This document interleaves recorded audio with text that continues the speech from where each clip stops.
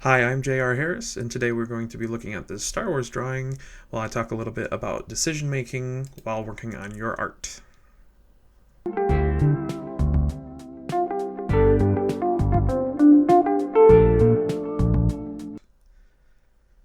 I started out this Star Wars drawing with a thumbnail sketch, blocking in the main shapes of the drawing, finding the color scheme, the focal points, not worrying too much about perspective at first, just finding the communication I wanted to do. And once I'm happy with the thumbnail sketch, that's when I move on to a more finalized version of the line art. That's when I will bring in a better sense of the perspective of the drawing. It's not always perfect, and that's I've tried to get better over time, is not obsessing too much about accurate perspective to down to a molecule, but making sure the perspective looks and feels right for the drawing.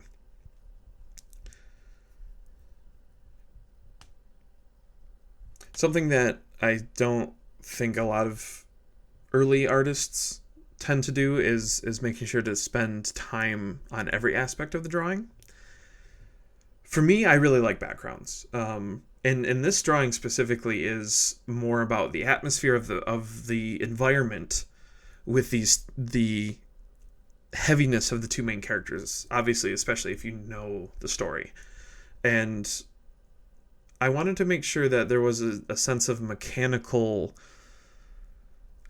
environment around them, but then once you get closer to the characters, there's just almost like this sense of just color that is just enveloping them, and it's like raw emotion, kind of contrasted harshly against this mechanical background. And this kind of decision making while I'm working kind of came through more so, like I saw it in the thumbnail sketch, but as I'm working through it, I really wanted to bring these mechanical elements in like a little bit more, with a little more detail. And these are the types of things that you get used to as you thumbnail something out, you draw a bigger version of it. You keep doing that over and over again with lots of different drawings. You start to realize like certain elements don't always just come up with every element perfectly right from the beginning. And when you spend more time on finding it and looking for it rather than just jumping right to that final drawing, that's when a little more quality, I think, comes through, and a little better storytelling comes through. Is you don't always have that idea right from the get-go, but if you work through it and you explore it, that's when the ideas start to kind of come through a little bit more.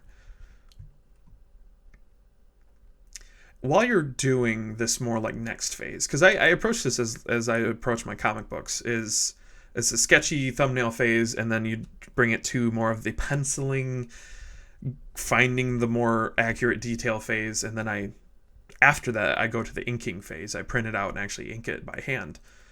But working digitally helps me be able to experiment quicker and easier than I would be able to do on a piece of paper. And I think it's a little more fun to do it this way because I get to mess with colors. I get to be able to, my main characters and scenes.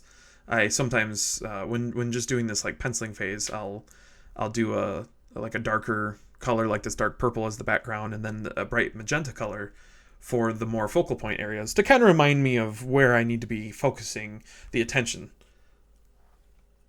And sometimes where I need to spend maybe more time on. The background is very important. The environment is very important, but if the environment looks amazingly detailed and diverse and interesting, and then the main characters just don't execute properly, then the whole thing doesn't come together the way I want to.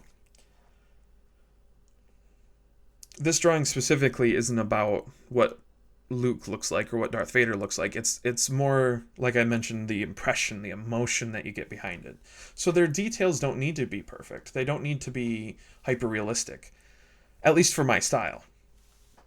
And experimenting like on these steps here, looking at the reference material, there's these lights that are on these steps, and I could have spent a lot of time trying to get that right, but it just wasn't coming together the way I wanted to, and I realized that maybe in a later step I can approach it. But for now, I'm just going to draw the stairs in and worry about it later. And those are the times where, with decision making, sometimes not worrying so much about one area can help your process move along. Because if I spend an entire hour trying to get those lights on the steps to look proper, it would have really inhibited my creative flow and would have really slowed me down, and would not have been able to get to the next phase, which is the inking, which the inking really is what people are going to see. And so I didn't want to spend too much time on an area that was just going to end up looking bad.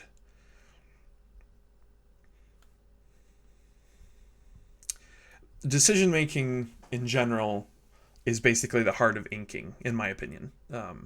Again, I approach it more from a comic book standpoint, so I'll print out my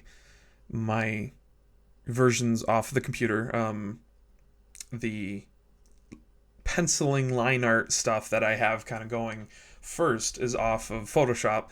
I lightened up, printed out, and then I ink over top of it. I started using a light box. That was my initial thing, and I realized that the tracing of the light box, it just wasn't communicating all the details the way I wanted it to. And so for me, the light box wasn't working. Yeah, printing it out this way, this is kind of like how they used to do with comics. I mean, they still do with comics, but the point I'm making is this is an older approach to inking. And to me, it is a much more effective approach for how I work and how I can make decisions. And mainly because I improvise a lot more when I'm inking. I know what I want to see.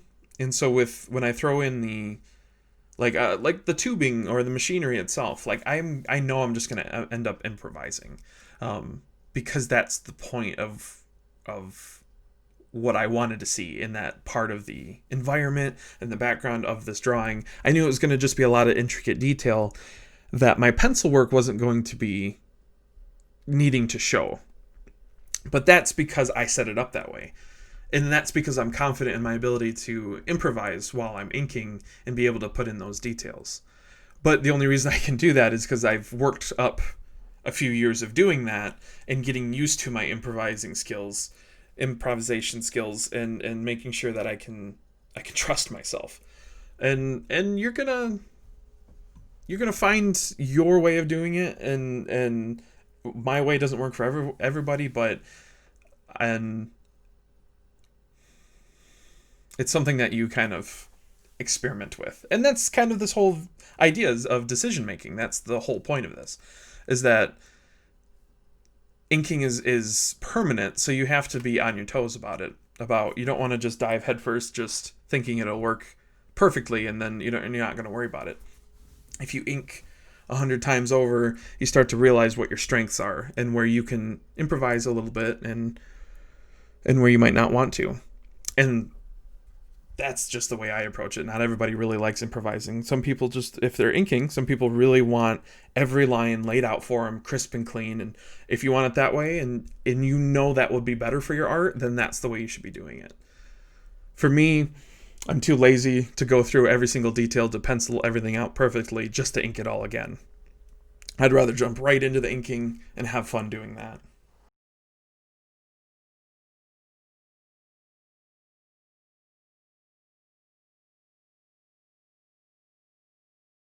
The way I approach my inks is I like to get one line weight on everything first. And that's going to depend on the tool that you're using. I kind of switch back and forth between a few different ink tools here. But my goal first is to at least get a line on everything before I start going too crazy with the detail. And sure, I put a lot of lines on everything, like a lot of the vertical lines kind of in the background areas and toward the bottom of the drawing itself. But those are just kind of making sure I recognize that those are the vertical spots, and that I'll kind of tend to later.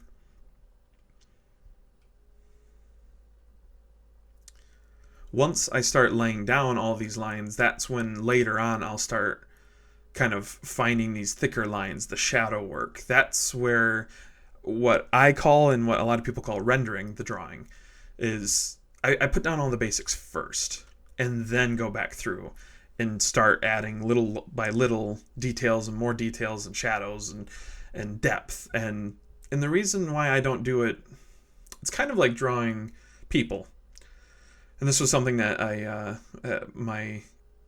I always took from my high school art teacher. He would always kind of say, like, drawing the whole drawing two eyes thing. Like, you can draw one eye, but you can't draw the other. And the best thing I remember him mentioning, and I've heard other artists say it too, is draw them at the same time. Is instead of sitting there drawing one eye to make it look perfect, draw each eye kind of while you're going. It's like the top of the eye, the other top of the eye, and the iris, draw the other iris. And as you draw them together, it starts to become a little bit more uniform.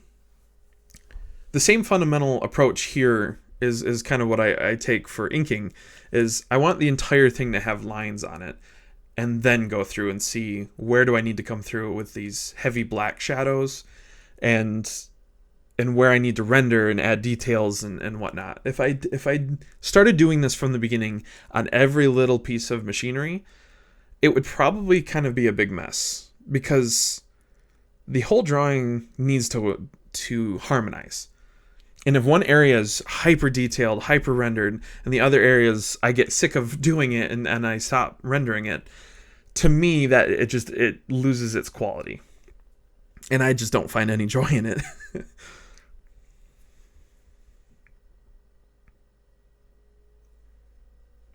The line weight is another thing that I've talked a lot about, and the decision making on that is knowing how line weight can affect the storytelling, how it can affect the literal weight of an object, and if something's bold and heavy, it could either bring more attention or it could also bring less attention. If you have a lot of bold and heavy going on, and then all of a sudden you have a lot nicer, thinner lines going on in the back, or like the focal point area where Vader's standing, it's very simple, it's very open, it's very basic. If I would have drawn heavy shadows around him, it would have all just blended together. But the fact that I kept where Luke is standing, and I kept where Vader's standing nice and simple, and very light, broken up lines, it's not as heavy and detailed as it is in the top and the bottom. That way, the viewer can see where the important parts are. It's very similar to the Beatrice video. Go watch it. You'll know what I mean if you watch it there. But when you stand back and look at the drawing, you can see where the areas are that are a little bit more barren, and that's where your eye draws to immediately. Visual contrast. I'll say it a million times. That's really... And that comes through a lot of little decisions as I'm working, especially when I was doing a lot of going back and forth and adding more of the blacks, adding more of the detail. Those decisions led up to being able to communicate the final drawing a little bit better, the final inking.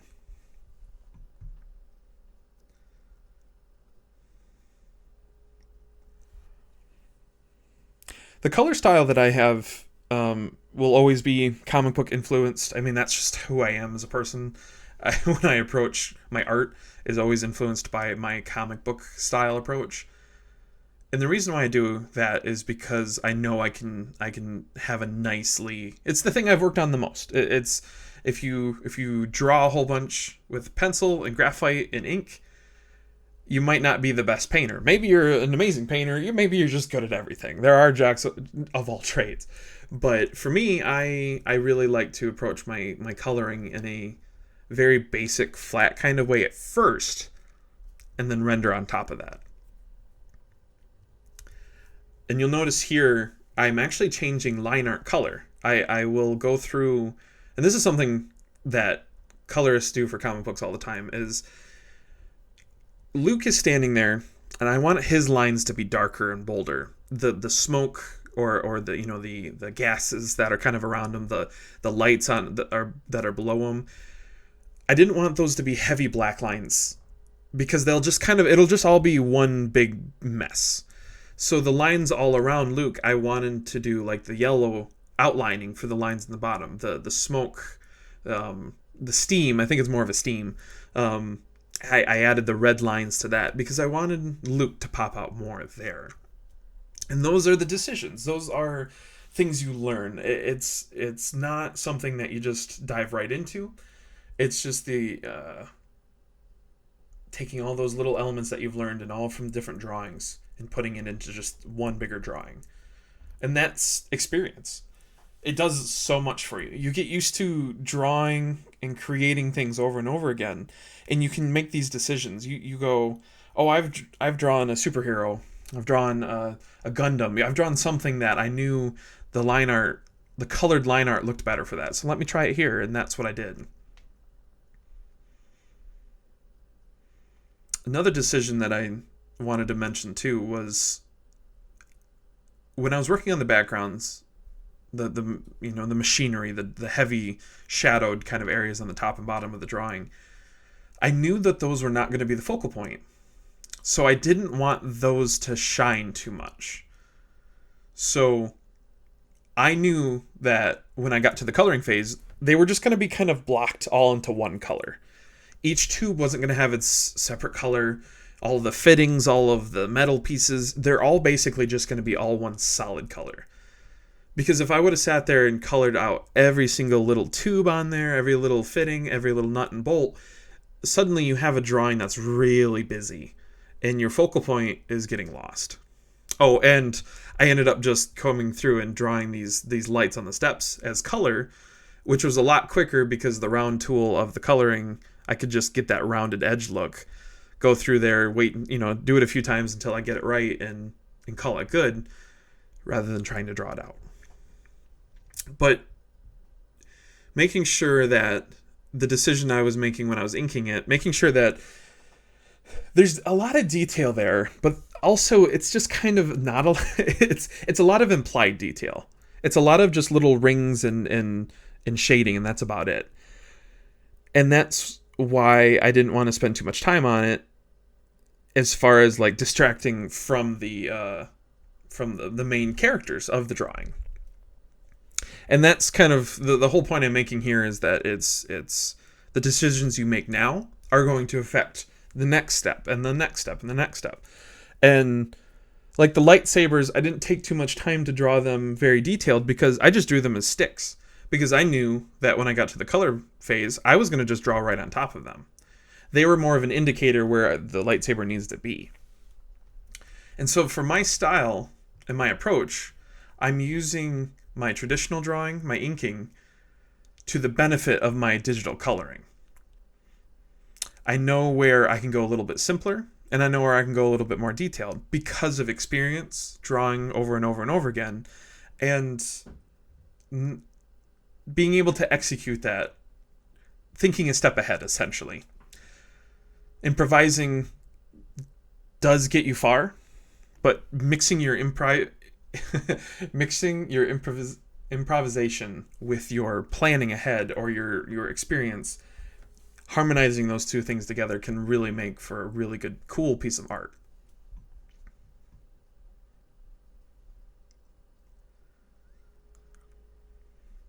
Once I got all the colors blocked in, that's when I started adding the rendering of coloring, essentially. We did rendering when we were inking. I did all the line art, and then I would go back through and render it, the shadows, the heavier line weight, the details. Same concept applies to my coloring. I do all the basic color flats first, just the blues, the purples, the yellows, solid colors, and then I go back through and start adding the smoke detail, or I'll add the lighting of the ambient glow of the lightsaber reflecting on Darth Vader's outfit.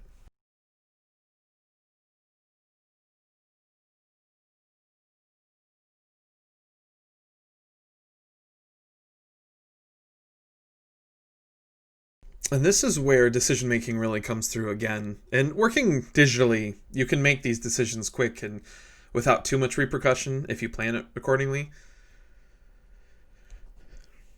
Because I was experimenting a little bit here. I wanted to add the heavy shadow on Luke, obviously that thick red that I'm doing, this like maroonish color. I wasn't going to leave that on there. The way I do my lighting is I usually do that and then I'll lighten it up. But as I was working on it, I noticed that like I wanted the steam in my references that I was using. The red steam is really coming from Darth Vader's red lightsaber, but the realism of that, it comes through. It's when you have a red glow, that makes sense. It would reflect. Luke's lightsaber would create a blue glow. So realistically, that steam that's all around him, that kind of pinkish color, should be all blue. But that would not make Luke stand out. especially if the background was blue too. I would have had to change up the color for that. It just didn't give a nice contrasting atmosphere. So I went against realism there and went for more of an artistic choice. And that's when realism can sometimes be a harmful choice, when it can affect your storytelling accordingly. And so what I really wanted to see there was the blue light behind Vader contrasting against his red saber, and then vice versa for Luke, this pinkish kind of colored steam contrasting against his blue lightsaber.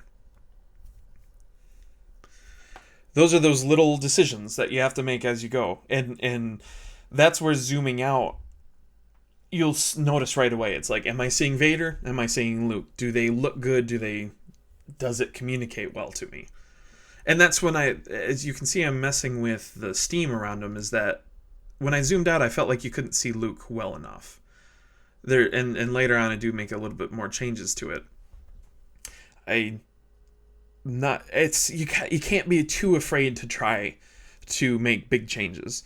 And again, working digitally, you can always save it as a different version and then try something new.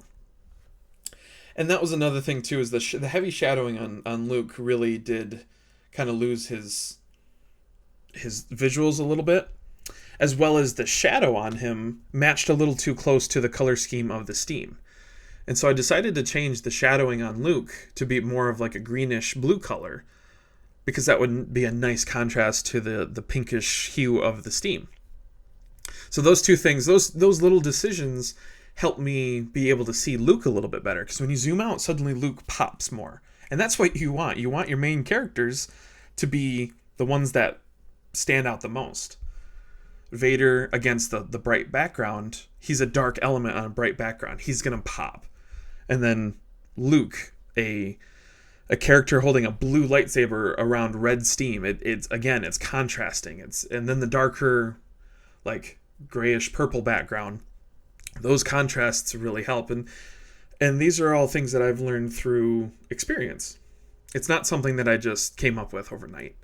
It's a few years of experience, absorbing what other artists are doing, and taking what I see other artists doing and knowing what works for me, and kind of bring it all together. I think an element to the drawings that really helped for me was the screen tones, which, if you're not familiar, screen tones it's something that they've had for a long time, but predominantly you see them more effectively used in manga, Japanese comics, where it's a pattern of dots that are repeated to get a tone. And they used to do this for old American comics too. I mean, you see it everywhere. But it gives it a nice texture, and that's what I wanted to do in those little dots. You can see the pattern of dots. I don't usually add them to the main characters in situations like these. It's another visual contrast. It helps the background feel like it's got some texture to it, but it also pushes the background kind of back, and your main characters feel like a little bit more like cutouts that are coming forward. And it's just another element of the visual storytelling that allows me to utilize another tool to give another depth to my drawing. And everyone has their own little quirks that really make their drawings kind of go to the next level. And once I started using screen tones, that's, to me, I felt like I was starting to kind of go more in the direction of what I wanted to see. Was there's a little bit of grittiness to the drawings, but it has a nice balance to it, nice texture. And that's usually, I think you'll see on a lot of drawings that, especially digital, surfaces when you light, when you're doing light rendering or drawing or your reflections or whatnot, or lighting on objects, things tend to look glossy, metallic-y. They don't have a good depth or texture to them. And once you add something like screen tones to them, they're nice little dots that suddenly give it this little minute texture that it brings it to life. But knowing how to not go overboard with them is also important. I like to use just one type of screen tone and just use it more of a background blocking area kind of thing, rather than adding 10 different textures and I just use one. And I don't even use them for the main characters. I just use them to make the backgrounds kind of fade out a little bit more. The YouTube channel Color with Kurt was basically the big thing, and I mentioned it in my last video.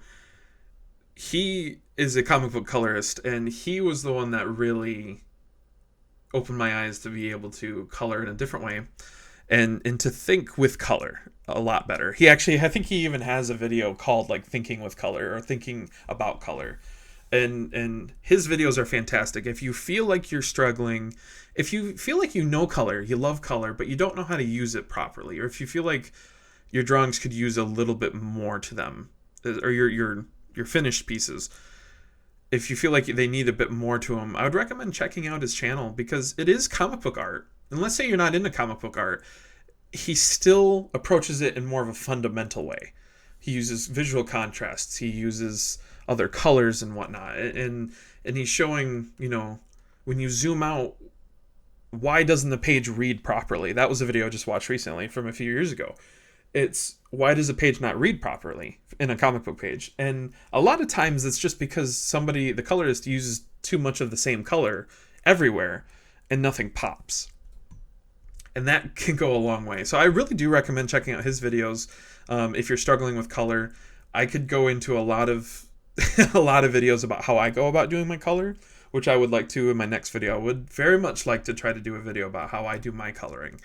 But if you want to learn a little bit more about coloring and how you should use your coloring, his videos are fantastic. Thanks so much for watching, and I hope you like this video. Please like and subscribe if you want to see more videos like this. And check out my Instagram and Twitter, where I'm always uploading new art and talking about my current projects.